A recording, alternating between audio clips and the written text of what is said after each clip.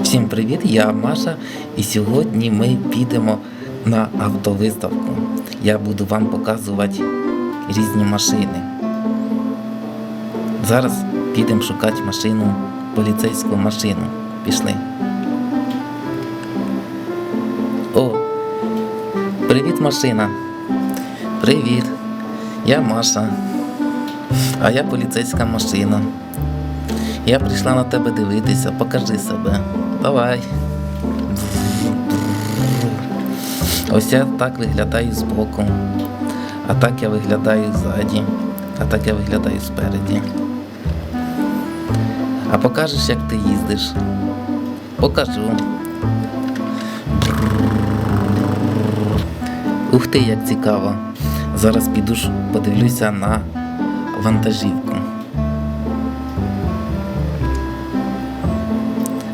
Привіт, вантажний автомобіль. Я Маша. Привіт, Маша. Я вантажний автомобіль. Ого, який ти великий. Да. А покажи, як ти їздиш. Зараз покажу. Такий цікавий вантажний автомобіль. Зараз піду шукати кран.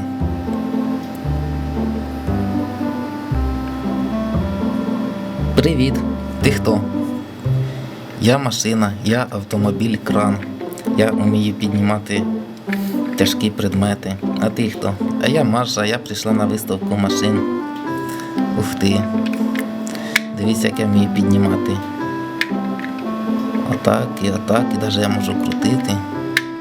Ого, як цікаво. А покажи, як ти їздиш.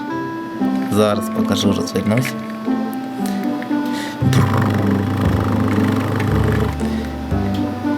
Все, закінчилась виставка. Всім пока. З вами була Маша.